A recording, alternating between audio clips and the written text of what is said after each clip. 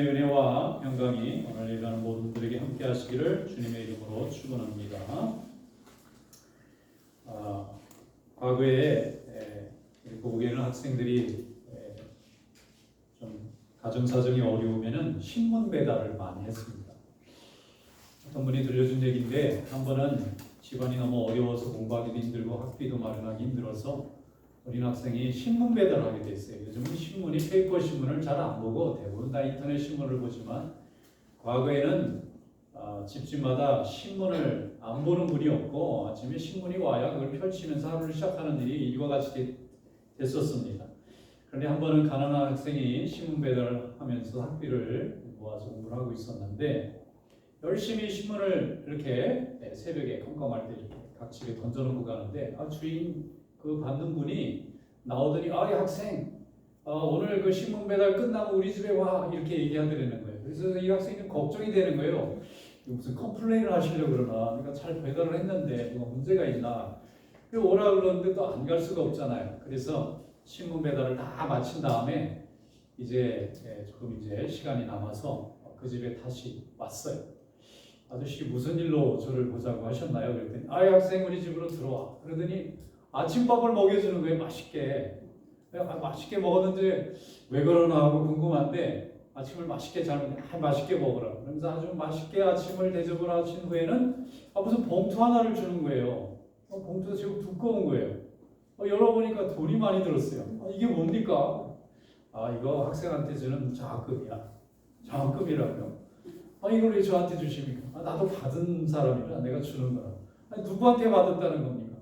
내가 학생 때처럼 어릴 때 나도 이렇게 신문 배달을 했었는데, 어떤 분이 아침에 나를 부르더니, 학생 굉장히 힘들지? 내가 장학금을 좀 주고 싶은데 받으라고. 자기는 못 받겠다 그러니까 그러면 갚으라고. 어떻게 갚으면 되냐? 나중에 커가지고 돈 잘 벌거든. 또 이렇게 어린 학생들이 있거든. 그 학생한테 갚으라고. 이래가지고 받았다는 거예요. 그래서 그걸 너무 감사해서 이 사람이 나중에 이제 공부도 끝나고 어른이 되고 이제 선임도 좀 넉넉해졌는데, 그때 그 받은 은혜가 너무 감사해서 어떻게 하나 하고 기다렸더니 또 자기처럼 신문을 배달하는 학생이 있는 거예요. 그래서 그 학생을 불러가지고, 이제 내가 이 학생한테 주는 게 아니라 내가 받은 걸 갚는 거야.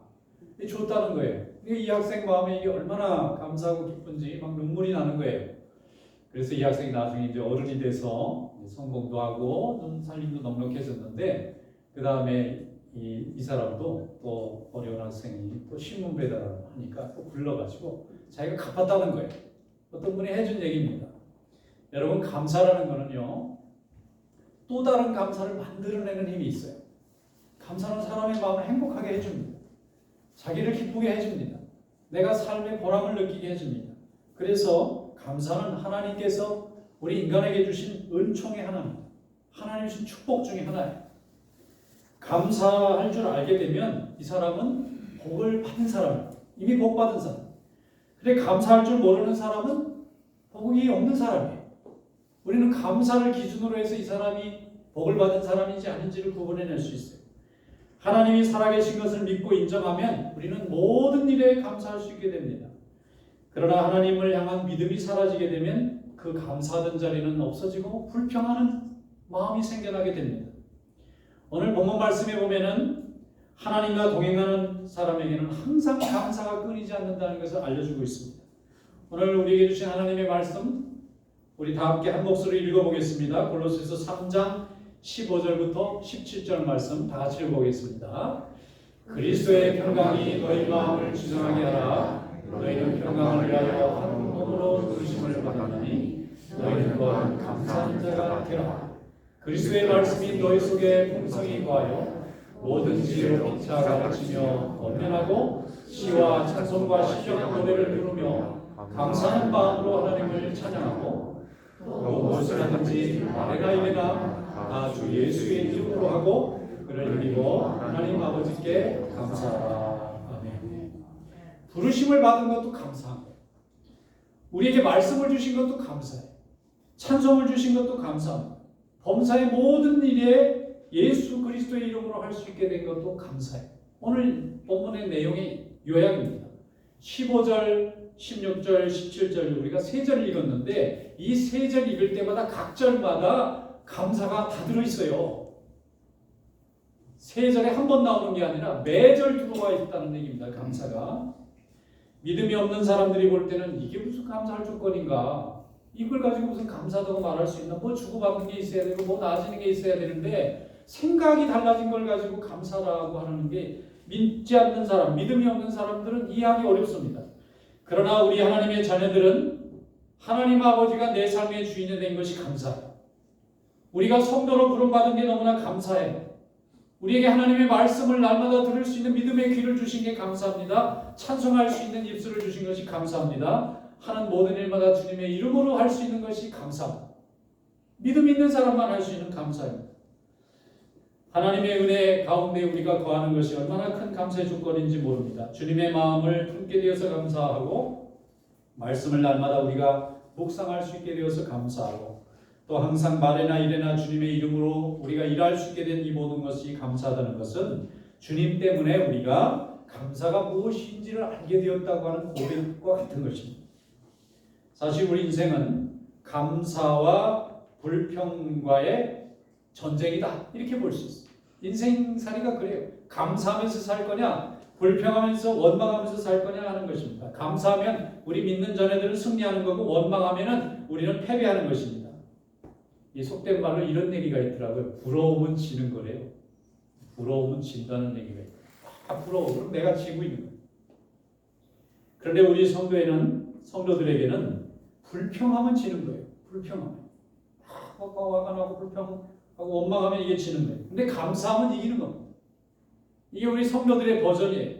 우리는 부러워서 지는 것이 아니라 감사를 잃어버리면 지는 거예요. 우리 성도들의 아이덴티티는 바로 거기에 있습니다. 아무리 어려운 형편, 위험한 환경, 고달픈 상황에 처해 있다 할지라도 우리가 감사할 수만 있다면 우리는 이긴 자가 되어 있습니다. 승리하는 자가 됩니다. 마귀가 있죠. 마귀가 제일 배 아파하고 뼈 아파하는 게 뭔지 아십니까? 하나님의 자녀가 감사하는 거예요. 우리가 원망해야 마귀는 그 원망과 불평을 에너지 삼아서 우리를 더 불행하게 만들고 우리를 더 고통스럽게 만들고 우리를 절망하게 만듭니다. 그런데 우리가 그 절망 속에서 하나님의 말씀을 붙잡고 그 어려운 순간을 이겨내면서 하나님 앞에 감사하고 영광을 돌리면 마귀는 우리 곁을 떠나게 되고 불행은 우리 곁에서 사라지게 되고 우리를 붙잡고 있는 모든 삶의 구레가 우리를 더 이상 붙잡을 수 없도록 만드는 것입니다. 그래서 여러분 감사가 우리의 힘입니다. 감사하는 성도가 될 수 있기를 축원합니다. 하지만 모든 사람이 다 행복해서 감사하는 것은 아닙니다. 불행한 사람도 너무 많습니다. 또 생각해보면 과거의 고통스러운 기억들도 많습니다. 우리 마음의 상처와 분노와 어려움이 다 있습니다. 우리가 인간의 육신을 가지고 있고 인간의 성정을 가지고 있는 한 고통스러운 상처와 마음들이 다 있습니다. 그런데 이것이 어느 날 불현듯이 떠오르게 되면 갑자기 고통스러워지게 되고 원망하게 되고 불행을 느끼게 됩니다. 그래서 우리 하나님의 자녀는 이 모든 것으로부터 하나님이 우리를 건져내 주시기 위해서 우리에게 귀한 무기를 주셨는데 그것이 하나님의 말씀이고 기도고 찬양입니다. 하나님 앞에 찬양하고 말씀을 묵상하고 우리의 생각과 우리의 입술을 하나님의 말씀과 하나님의 뜻으로 채우면 우리 가운데 있는 원망과 불평과 우리를 붙들고 있는 어두움의 세력들이 사라지는 것입니다. 그래서 우리 성도들은 하나님의 말씀을 가지고 사는 것입니다. 하나님의 말씀이 우리를 살리는 것입니다. 하나님의 말씀이 함께하면 기도가 되고 간직하면 기도가 되고 표현하면 찬양이 되는 것입니다. 하나님의 말씀은 진리입니다. 우리 생명을 만드신 힘이 하나님의 말씀 속에 있습니다. 그래서 말씀은 하나님께서 우리에게 주시는 생명의 양식이고 동시에 우리 안에 품으면 하나님의 능력이 되고 우리의 마음이 하나님의 마음이 되는 것입니다. 성도는 매일 말씀 읽고 매주 말씀을 들어야 됩니다. 성도들이 매주 예배드리고 성전의 뜰을 밟고 하나님의 말씀과 예배 가운데 나와야 되는 이유는 하나님께 영광을 돌리는 의무와 사명이 우리에게 있으면서 동시에 하나님의 축복이 우리에게 주어지는 은혜가 있기 때문입니다. 이것을 멈추면 우리의 믿음도 멈추게 되고 우리의 행복도 멈추게 되고 우리의 승리하는 발걸음도 멈추게 되는 것입니다. 항상 하나님 앞에 감사하고 말씀과 은혜 가운데 살아가는 성도들이 될 수 있기를 축원합니다. 우리의 자신의 능력과 의지로 승리한다고 자만해서는 안 됩니다. 인간은 절대로 스스로 온전해질 수가 없는 존재입니다. 그래서 항상 겸손하게 자신의 부족을 인정하고 하나님의 도우심을 날마다 구하는 기도하는 자의 마음이 되어야 될 줄로 믿습니다. 다윗이나 바울이 인간의 죄된 본성에 대해서 자신을 과신하지 않았습니다. 아무리 믿음이 좋고 은사가 뛰어난 자라 할지라도 단 한순간에 우리는 죄에 휩싸이기 쉽고 마귀의 밥이 되기가 쉽습니다.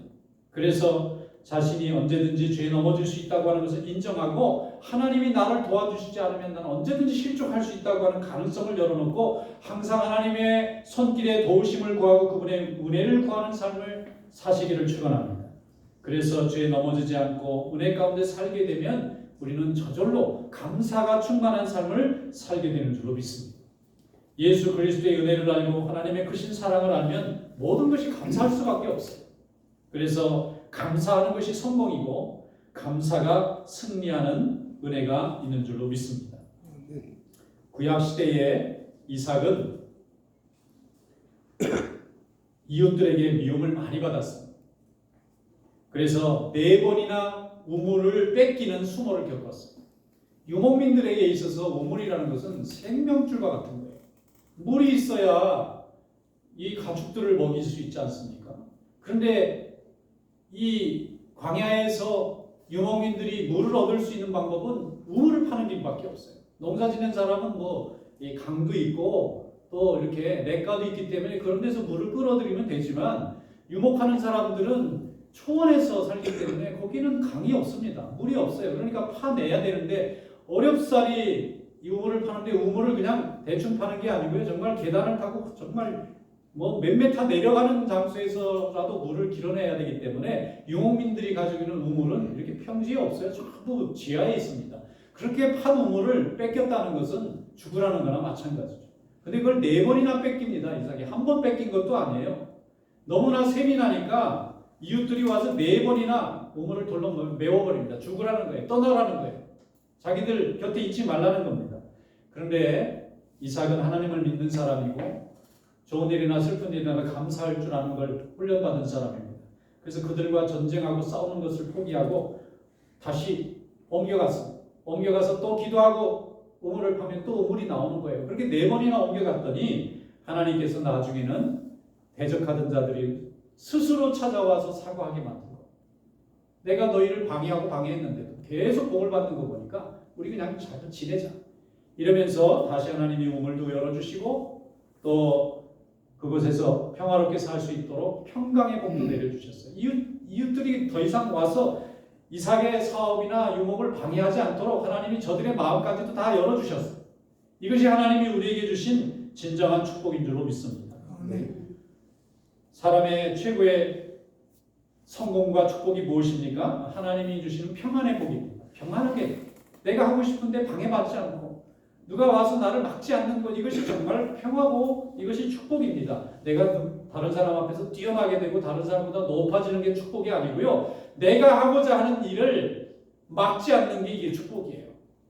형통하게 길이 열려지게 해주시는 거, 어느 곳인지 가고 싶은데 길이 열려지게 만드는 거, 이것이 하나님이 우리에게 주신 최고의 축복입니다. 여러분, 싸우면서 다투면서 사는 것처럼 괴롭고 힘든 일이 없어요. 항상 싸우고 다투면서 살아야 되는 것처럼 어려운 일도 없습니다. 그런데 싸울 일이 없고 다툴 일이 없다면 여러분 굉장히 축복받은 것입니다. 그런데 거기 하나님 앞에 감사하게 되면 하나님이 다툼도 그치게 만드시고 후회도 사라지게 만드시는 하나님의 축복이 있는 줄로 믿습니다. 한 번은 우울증을 겪고 있는 어떤 환자가 의사에게 가서 이제 불평을 하는 거예요. 나는 실패한 인생입니다. 나는 너무 고통스럽습니다. 내 남편 때문에 괴롭고 내 자식들 때문에 괴롭고 내가 일하는 일터에서도 이 같이 일하는 이 동료들 때문에 괴롭고 심지어는 내 친구들까지 나를 비웃고 나는 정말 살고 싶지가 않습니다. 우울증 걸린 사람 다 특징이 이렇죠. 그 마지막에 가서 꼭 살고 싶지 않아요. 의사가 얘기했어요. 제가 볼 때는 부인은 굉장히 성공한 분입니다. 왜냐하면 결혼했잖아요. 남편이 속썩이는 남편이 있지만 남편이 있다는 것은 결혼에 성공한 사람이나 할 수 있는 일이죠. 또 자식이 있잖아요. 자식이 없는 사람에 비해서는 자식이 있으니까 성공한 사람이죠. 이 사람 또 유능한 사람이죠. 직장도 있어요. 일터도 있어요. 또 심지어는 친구들도 있어요. 친구들 때문에 괴롭다고 하지만 그 친구들이 그래도 계속 연락하면 찾아오고 얘기해주고 연락도 받아주고 만나주고 하지 않습니까? 성공한 사람입니다. 여러분 생각하기 나름이죠. 감사한 마음으로 보면 모든 것이 다 감사하지만 감사 없이 바라보면 다 고통스러운 것입니다. 모든 관계가 어려운 것입니다. 내 뜻대로 되지 않기 때문에 불행해지는 거예요. 하나님 뜻대로 된다고 생각하면 다 감사할 수 있어요. 다 내 뜻대로 하려니까 내 원하는 대로 남도 내 원하는 대로 다른 사람도 움직이기를 바라니까 이렇게 지나치게 욕심을 갖다 보니까 다 불행해지는 것입니다. 어떻게 세상 사람들이 내 마음대로 움직입니까? 내 자식들도 내 뜻대로 움직이질 않아요. 그런데 어떻게 세상 사람들이 내가 원하는 대로 움직이기를 바랍니까? 내려놓고 하나님이 움직이시는 대로 맡기시기를 축원합니다. 그러면 하나님께서 내 마음을 회복시킵니다. 마이 플랜이 아니고 하나님의 플랜으로 가야 됩니다. 그러면 하나님이 다 이루시는 겁니다. 그래서 우리가 쓰임받는 삶을 살 수 있기를 축원합니다. 쓰임받는 삶, 뭔지 목적을 위해서 하나님이 인생을 사용하시는 삶. 쓰임받는 것처럼 감사하고 기쁜 일이 없습니다. 우리는 모두 부모로 쓰임받고 있고요. 성도로 쓰임받고 있고 하나님의 일꾼으로 하나님의 나라를 위해서 쓰임받고 있습니다. 나 때문에 우리의 자녀들이 자라나고 있고 나로 인해서 교회가 세워지고 있고 나로 인해서 하나님의 뜻이 이 땅에서 이루어지고 있는 이것만으로도 우리는 얼마나 감사하고 기쁜 일인지 모릅니다. 모든 것을 하나님의 은혜인 줄 알고 받으면 하나님 앞에 우리가 은혜가 되고 축복이 되는 줄로 믿습니다. 감사는 그냥 저절로 이루어지는 게 아닙니다. 훈련입니다. 훈련이 습관입니다. 자세입니다. 태도입니다. 저절로 누구나 감사하는 사람이 따로 있고 감사할 줄 모르는 사람이 따로 있는 것이 아니고 어려움 중에도 열심히 감사를 노력하고 감사를 훈련하고 감사를 반복해서 하다 보면 감사의 삶의 내용이 되고 생각이 되고 철학이 되는 것입니다. 이것이 나중에는 감사가 되고 나의 고백이 되고 나중에 이것이 나의 능력이 되는 줄로 믿습니다. 여러분 많이 감사하시길 바라요. 감사는 사랑하는 걸 연습하는 것과 똑같습니다. 사랑을 자꾸 연습해야 사랑을 표현할 줄 알고 사랑을 선택할 줄 아는 것처럼 감사도 자꾸 표현하고 자주 말을 할 수 있어야 감사하는 자가 되는 것입니다. 처음에는 노력에 의해서 되지만 나중에는 우리의 생각과 우리의 몸이 저절로 따라가게 되는 거예요. 여러분 구약의 다니엘은 사자굴에 갇혀 있는데도 하나님 앞에 감사를 잃지 않았습니다. 요셉은 억울하게 옥살이를 했습니다. 억울한 누명을 쓰고 정말 치욕적인 누명을 쓰고 감옥에 갇혔지만 그는 사람을 보고 절망하지 않았습니다. 하나님이 함께 하실 것을 믿고 감사를 잃지 않았어요. 그 감옥의 고통스러운 순간에서도 하나님 앞에 감사를 잃지 않았어요. 그의 삶의 내용을 보세요. 불평했다는 말 대목이 없어요. 형들에게 팔렸을 때도 감옥에 갇혔을 때도 그는 하나님 앞에 감사를 잃지 않았더니 하나님이 만민 위에 뛰어난 사람으로 하나님이 그를 사용해 주셨습니다. 시편 136편 23절에 말씀합니다. 우리를 비천한 가운데서도 기억해 주신 이에게 감사하라. 그 인자심이 영원하리로다. 할렐루야. 우리를 비천한 중에서 건져주셨잖아요. 어떤 부모가 딸이 결혼하겠다고 사위를 데리고 왔는데 마음에 안 드는 거예요. 그럴 수 있잖아요. 내 기준에 안 맞잖아요. 그래서 부모님들이 막 반대하는 거예요. 안 된다 그래서. 그러니까 막 딸이 불행해하는 거예요. 자기가 사랑하는 사람인데 엄마 아빠가 허락을 안 해주면 너무 괴로워요. 그렇다고 헤어질 수도 없고. 그래서 마지막에는 그래도 부모님이 반대도 결혼하겠습니다 하고 강행을 했더니 부모님이 마음을 바꿨어요. 그래, 우리가 그렇게 끔찍이 사랑하는 우리 딸이 그렇게 사랑하는 사람이라면 우리도 허락해야지. 근데 어떤 사람은 반대를 선택한 사람이 있어요. 연을 끊으려고 해요. 안 만나겠대요. 이게 무슨 고집이에요? 왜 키웠어요? 시집 보내려고 키웠는데 시집 가겠다는데. 여러분 생각의 차이입니다. 그래서 그 딸에게 축복해 줬다는 거예요. 우리 딸로 자라줘서 너무 감사하고 하나님이 선물로 너를 주셨는데 이렇게 잘 커서 이제 시집가게 돼서 너무 감사하고 축복한다. 그래서 아름답게 결혼하니까 딸이 결혼해서 아이 낳고 나서 또 부모님한테 또 안고 와서 보여드리고 행복해지잖아요. 여러분 우리가 감사하면 다 행복해집니다. 그러나 내 마음대로 되지 않는다 해서 원망하고 불평하기 시작하면 세상에는 원망할 것밖에 없어요. 근데 감사할 걸로 생각하면 모두가 다 감사할 수 있게 됩니다. 내가 지금 바꿀 수 없는 거라면 우리는 믿는 사람이니까, 하나님의 자녀니까, 말씀을 가지고 있는 사람이니까 한번 생각해 봐야 됩니다. 왜 하나님이 내게 이렇게 길을 열어 주시는가? 바꿀 수 없다면 받아들여야 돼요. 그리고 감사하시기 바랍니다. 그럼 하나님이 복의 문을 열어주세요.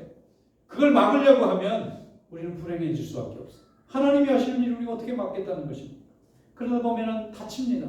사람 관계가 깨집니다. 사람에게 고통과 상처를 주는 거예요. 내 생각 하나 때문에. 그래서 우리는 감사하는 자가 되어야 합니다. 하나님 앞에 모든 것을 맡기는 믿음 될 수 있기를 축원합니다. 무엇이 선한 것이냐? 하나님의 뜻에 맡기는 것이 선한 것입니다. 우리 인간이 가지고 있는 윤리적 잣대가 어떻게 선해질 수가 있습니까?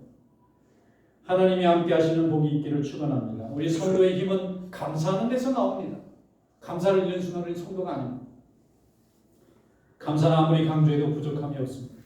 에베소서 5장 20절로 21절에 말씀했습니다. 범사에 every business, 범사에 우리 주 예수 그리스도의 이름으로 항상 하나님 아버지께 감사하고 그리스도를 경외함으로 피차 복종하라.